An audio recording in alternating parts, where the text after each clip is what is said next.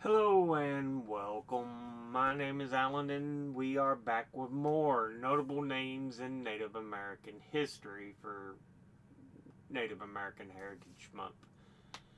Today, we are looking at Sacagawea or Sacagawea.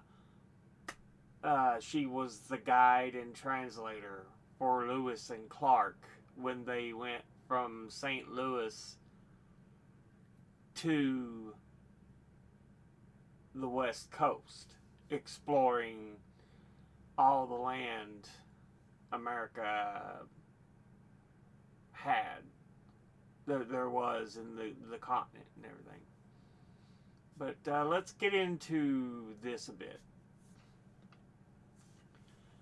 This is from legendsofamerica.com.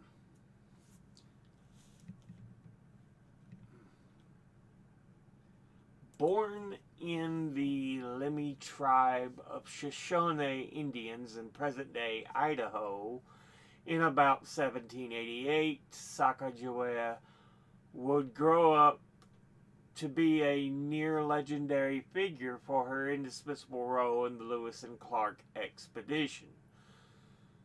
The daughter of a Shoshone chief, she was kidnapped after a battle with Hidatsa natives that resulted in the deaths of 4 Shoshone warriors and several women and children. She was only about 10 years of age. Taken back to the Hidatsa village near present-day Washburn, North Dakota, she quickly assimilated and learned to speak the language. Sometime later, she was sold to Toussaint Charbonneau, a French-Canadian trapper, as his wife. In the winter of 1804, the Lewis and Clark expedition were encamped near several Hidatsa villages to build Fort Mandan in North Dakota. While there, they interviewed several trappers who could assist as guides and interpreters. They quickly hired Charbonneau as an interpreter, and they discovered his wife spoke the Shoshone language, knowing they would need the help of the Shoshone tribes at the headwaters of the Missouri River. By the time Charbonneau and his wife joined the expedition at Fort Mandan, Sacagawea was pregnant. The expedition welcomed her language skills, with William Clark saying in the journal, "A woman with a party of men is a token of peace." Soon after joining the expedition, Sacagawea gave birth to her first child in February of 1805, a son named Jean-Baptiste Charbonneau. He was soon nicknamed Pompey by Clark, and carrying the baby on a cradle board on her back, the Corps of Discovery headed up the Missouri River in April 1805. The following month, she rescued several items that had fallen out of a capsized boat, including Lewis and Clark's journals. The Corps commanders were so pleased that they named the Sacagawea River in her honor. Once the expedition reached Idaho, they were eager to find the Shoshone to trade with them for horses to carry supplies as they continued their journey over the mountains. In this effort, Sacagawea would prove invaluable. Recognizing several landmarks, she led them to the Shoshone, and once found in August 1805, helped with translations with her people. To her surprise, when the expedition located the tribe, she found the band was led by her older brother, Hawaii,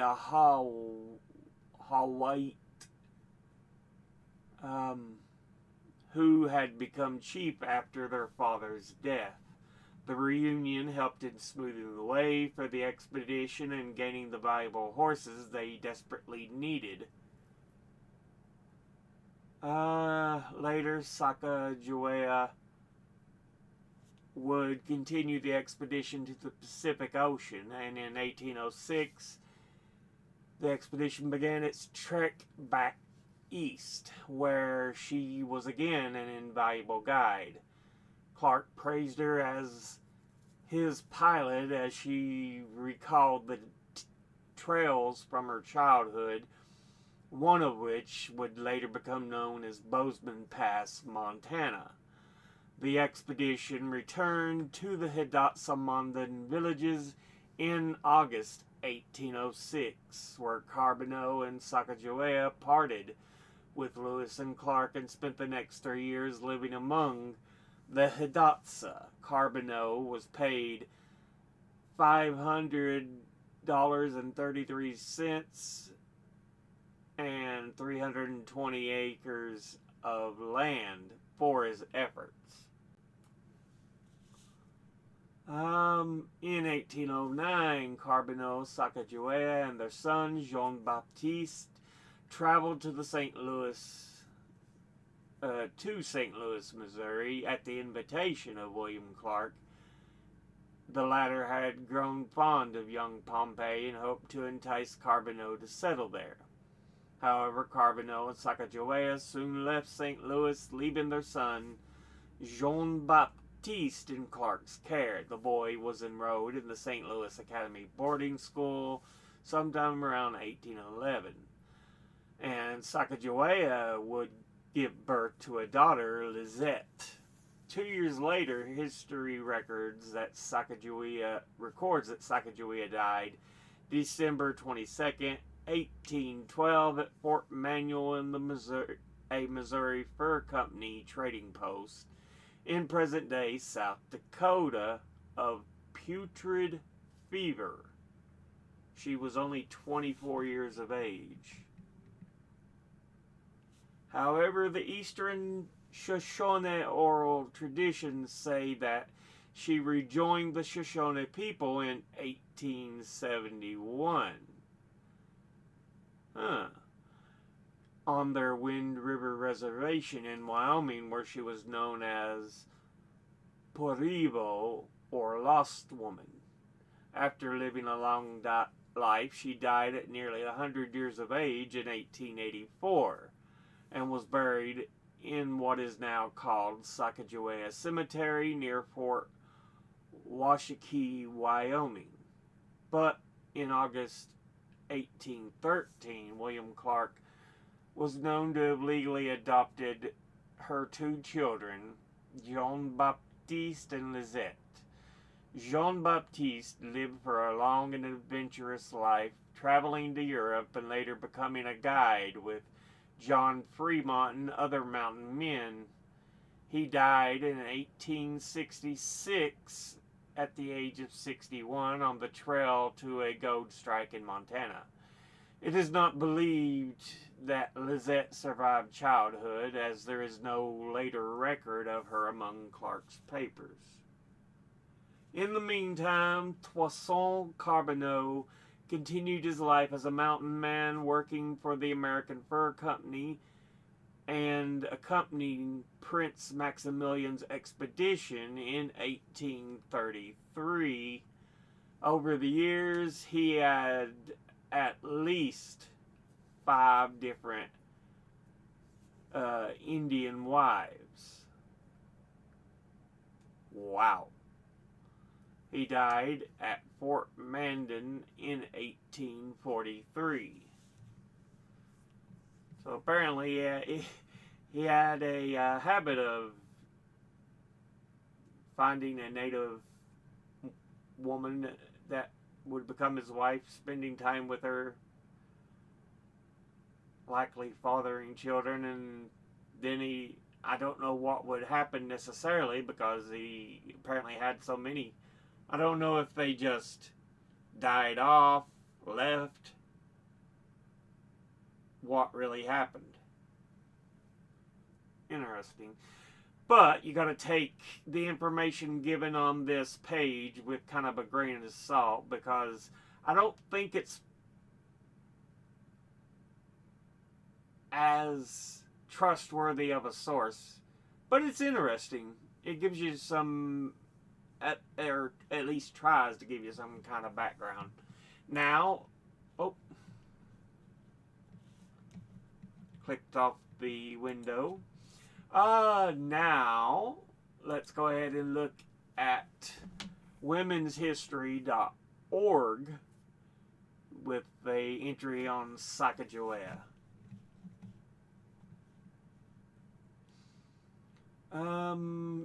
She was interpreter and guide for Meriwether Lewis and William Clark expedition going west on the Mississippi River and Pacific Coast. We talked a lot about this in just the last article we read.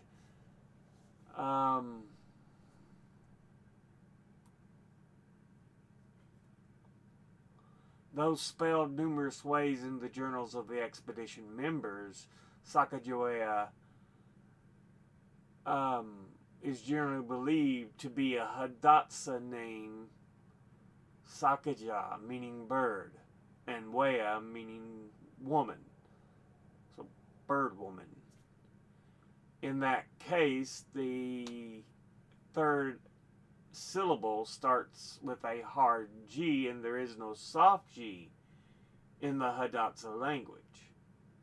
So, technically, it would have been Sacagawea.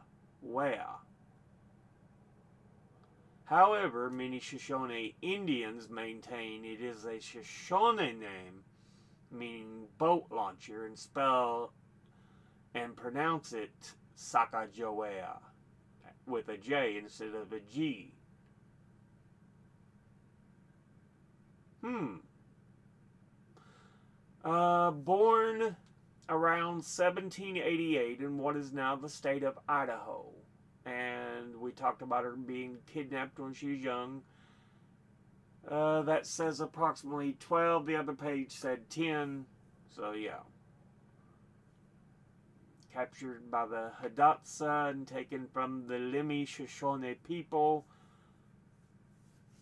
to present day, to Hidatsa villages near present-day Bismarck, North Dakota. Toussaint Charbonneau we already talked about him marrying her. The Louisiana Purchase, how it doubled the size. Lewis and Clark sent to scout it out. And they hire Charbonneau and thus also hire Sacagawea.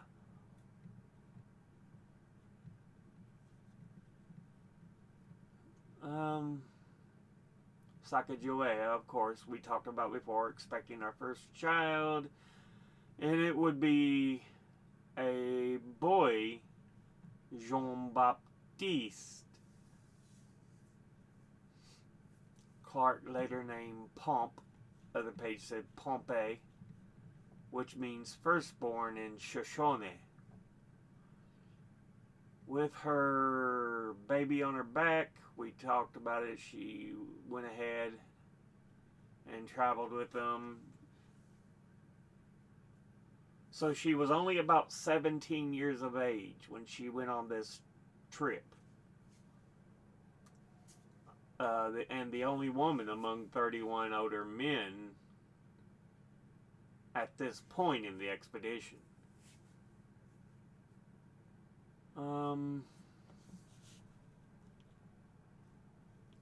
Her knowledge of the Shoshone and Hidatsa languages was a great help during the journey, and she communicated with other tribes and interpreted for Lewis and Clark. Was also skilled at finding edible plants, which proved to be crucial to supplementing their rations along the journey. Further, Sacagawea was valuable at the expedition because her presence signified peace and trustworthiness. Yeah, a I think they mentioned in the last source we were using, Clark said she was a token of peace among a party of men. So yeah. So she yeah.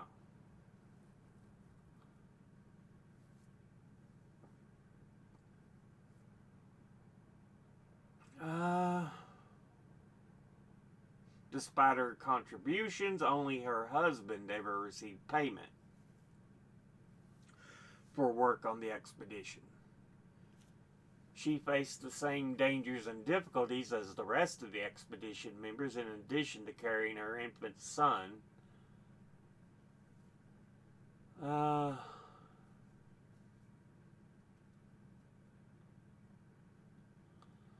Talk about her recovering items for Lewis and Clark that had fallen in the river.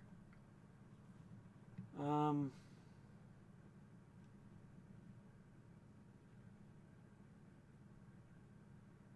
on August 15th, 1805, the expedition encountered the Shoshone, and Lewis and Clark arranged for a meeting with the chief, Kamehameha, and Sacagawea served as translator. She began interpreting and soon realized the chief was in fact her brother. She embraced him and cried with joy. Though she was moved for tears, she resumed her duty as an interpreter and convinced the Shoshone to provide additional guides and horses. Sacagawea continued with the expedition to the Pacific Ocean, which they would reach on November 15th, 1805. Soon after, they needed to determine where they would establish their winter quarters. Clark's journal shows that Sacagawea contributed to this decision, a sign of the respect the white male crew members held for her knowledge of the land. They built Fort Clatsop near the Columbia River and stayed there until March 23rd, 1806. So that would be Columbia, modern day Washington? Huh. I believe that's in modern day Washington State.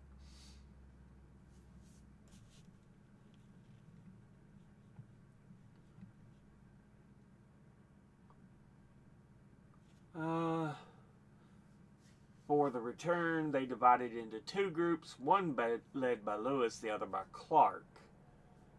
And Sacagawea went back with Clark and his group.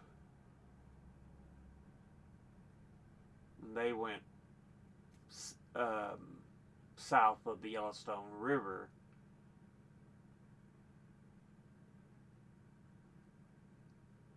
Through what is now known today as Bozeman Pass, Montana. I think they said it was Montana. Anyway, yeah, Bozeman Pass.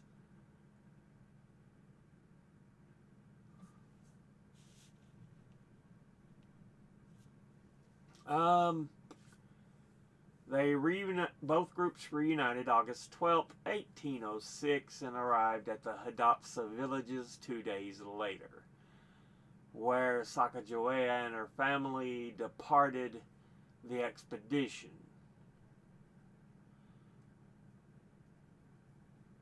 So Lewis and Clark go back to St. Louis.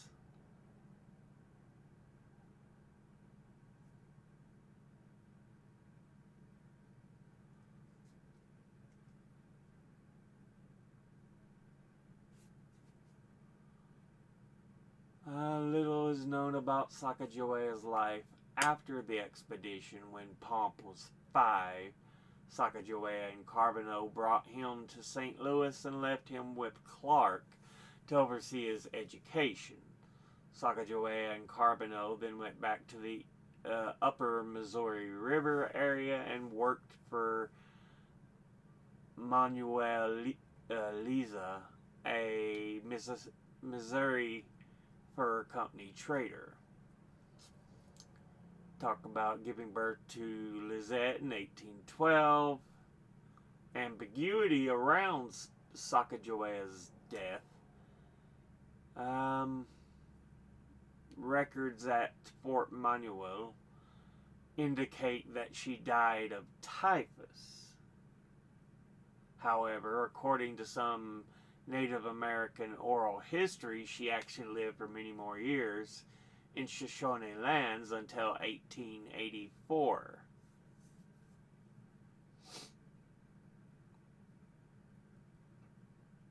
So yeah, they called it putrid fever in the other source. This one says typhoid or typhus. So yeah. That's what that's got. So it's a question: when exactly did she die? How did she technically die? This now let's go ahead and take a look at Britannica's entry here. Born sometime around 1788 near the Continental Divide at present-day Idaho-Montana border, and died December the 20th, 1812. Because as we've already stated, there are questions about when she technically did die.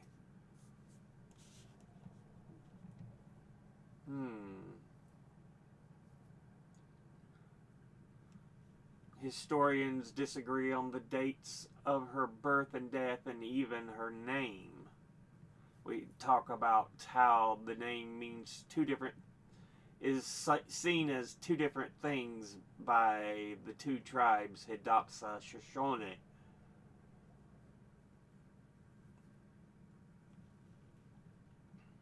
Others favor Sacagawea.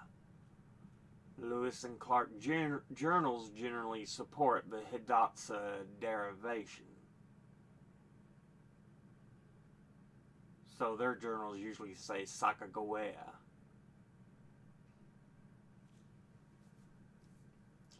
She was about 12 when she was kidnapped as a young girl, married to a French-Canadian fur trader. Then they both served as guides and stuff for the Lewis and Clark expedition.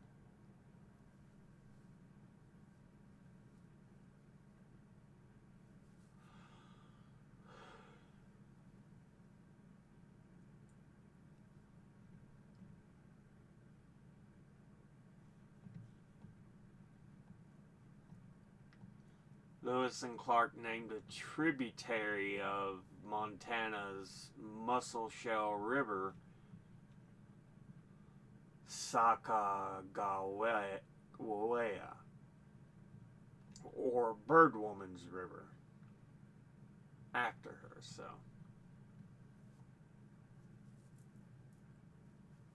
the Sacagawea.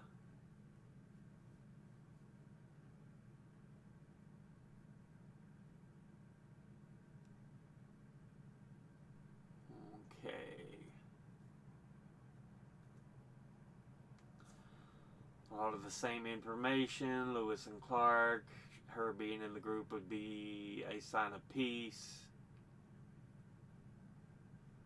Soon arriving on the Pacific coast, she was able to voice her opinion about whether the expedition should spend the winter, and was where the expedition should spend the winter, and was granted her request to visit the ocean to see a beached whale.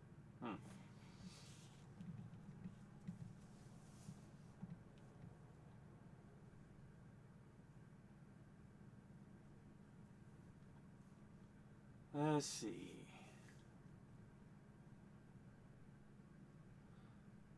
While she was not the official guide, she did serve as a guide.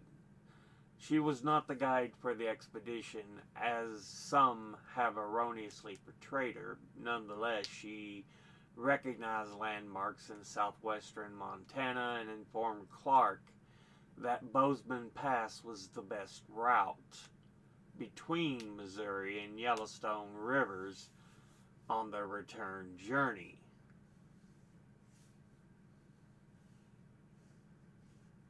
On July 25th, 1806, William Clark named Pompey's Tower, now known as Pompey's Pillar, on the Yellowstone after her son, whom Clark fondly called his little dancing boy, Pomp. So again, some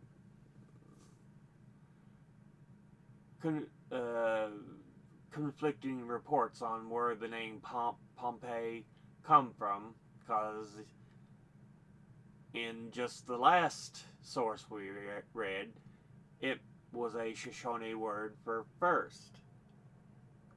But now it's like supposedly Pomp, his little dancing boy. But yeah.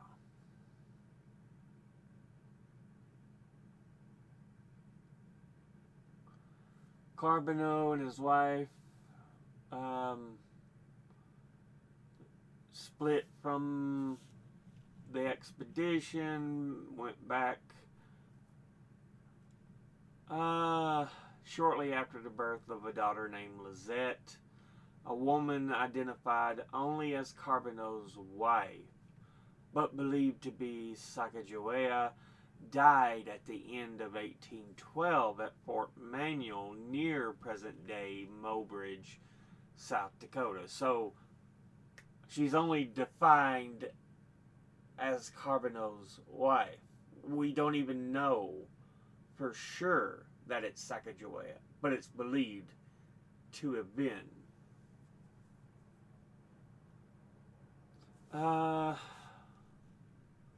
Talked about Clark being the guardians of Jean-Baptiste and Lizette. Some biographers and oral traditions contend that it was another of Carbonneau's wives who died in 1812, and that Sacagawea went to live among the Comanches, started another family, rejoined the Shoshones, and died on Wyoming's Wind River Reservation on April 9th, 1884. Interesting. These accounts can likely be attributed to other Shoshone women who shared similar experiences as Sacagawea.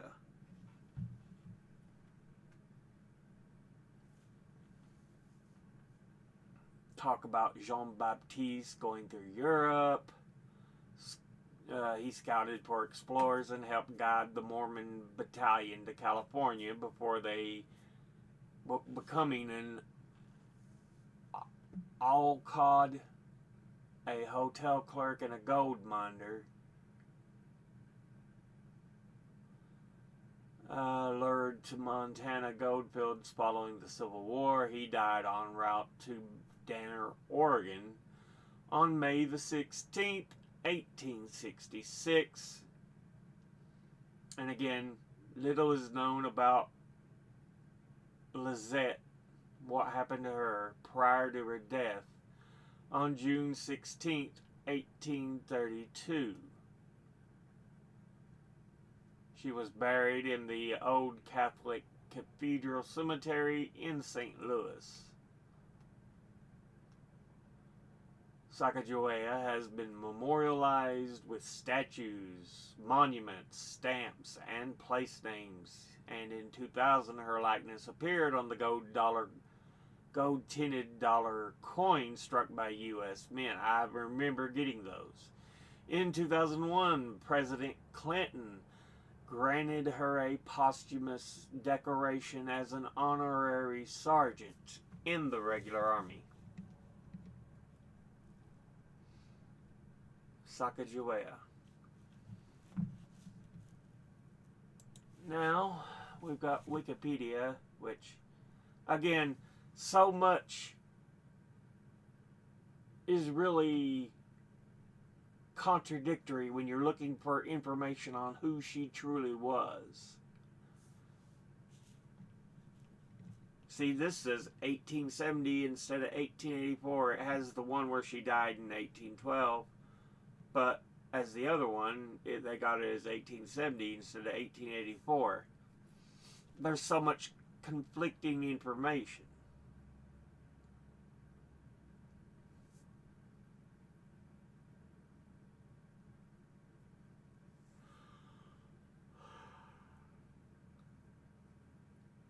The National American Woman Suffrage Association in the early 20th century adopted Sacagawea as a symbol of women's worth and independence, erecting several statues and plaques in her memory and doing much to recount her accomplishments. Yeah, reliable historical information about Sacagawea is very limited. That's what I'm saying. So many conflicting tales on who she was.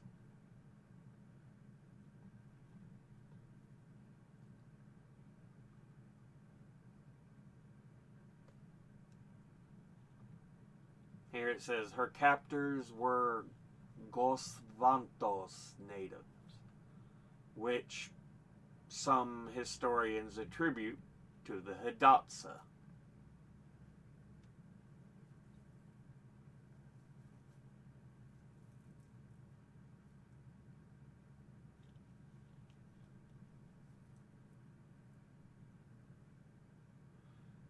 Story of the Eagle Woman. What was her name? Yeah, Bird Woman. So, it's pretty close. We're on the same line there, so.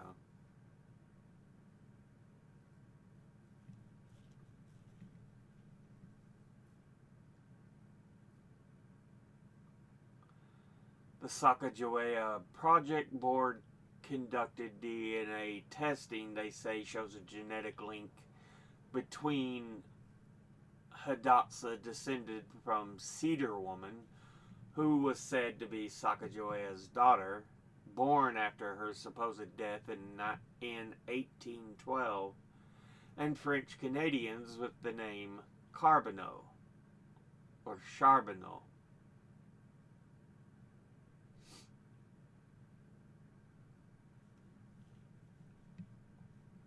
Apparently, the marriage with him was non-consensual. A Quebecois trapper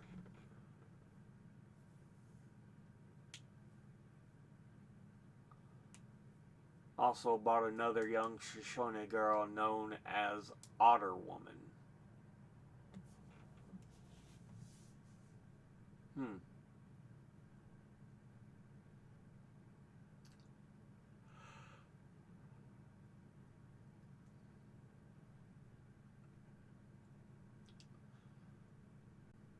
A lot of talk on the Lewis and Clark expeditions.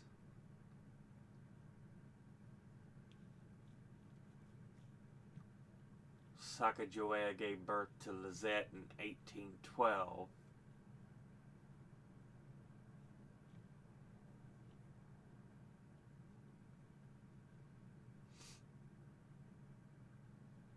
Yeah, there's no later mention of Lizette, and it's believed she died in childhood.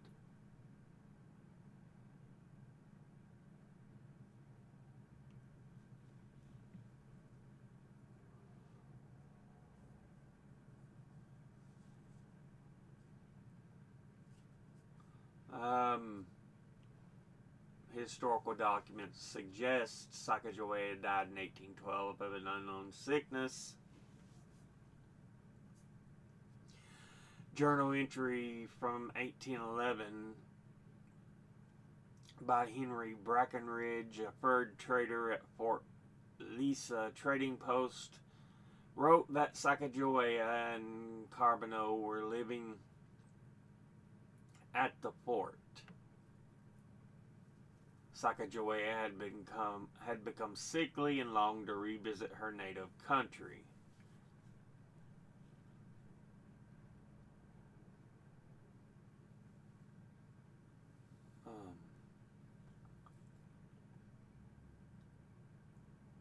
John Luddig, a clerk at Fort Lisa, says in his journal that on December 20th, 1812, the wife of Carbonell, a snake squaw, i.e.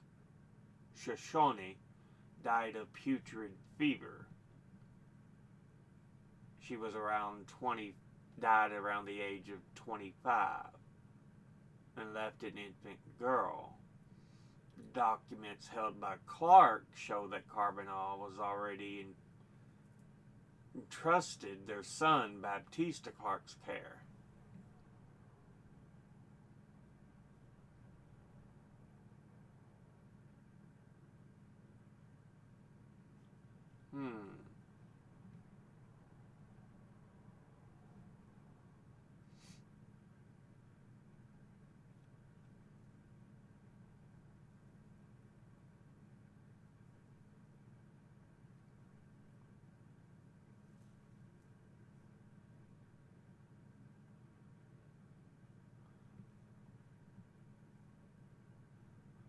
Some oral traditions relate that rather than dying in 1812, she left her husband, crossed the Great Plains, and married into a Comanche tribe.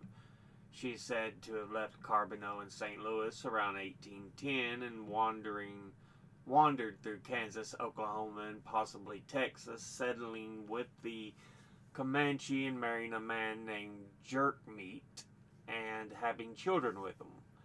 She was said to have returned to the Shoshone in 1860 in Wyoming, where she died in 1884. There is no independent evidence supporting the tale. So, yeah. Conflicting reports.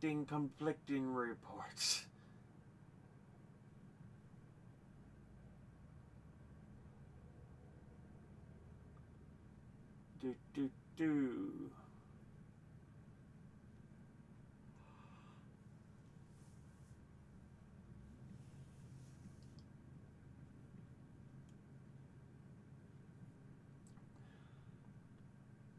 Let's see. Reports trying to find exactly where her actual burial place was.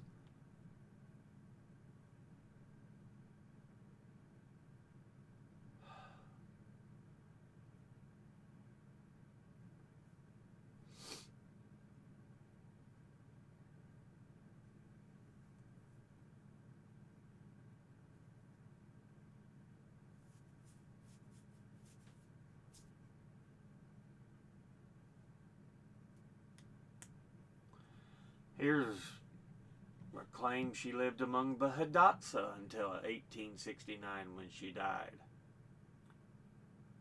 So yeah.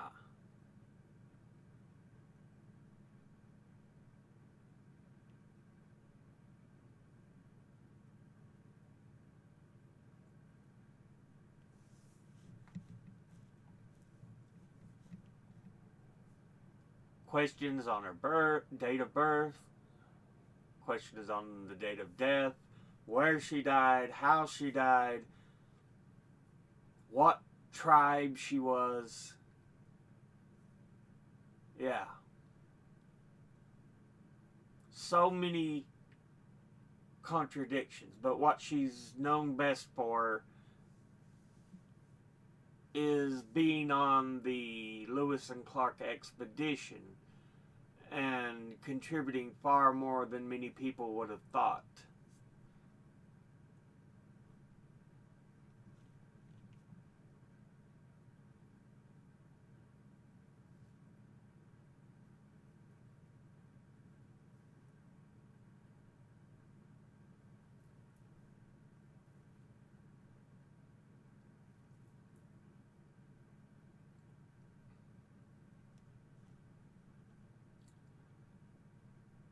Yeah. She's had a number of different portrayals in movies and books and songs, and yeah, it's it's crazy.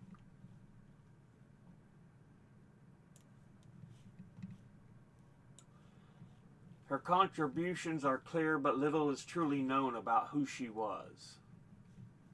But with that, we'll go ahead and end the episode here.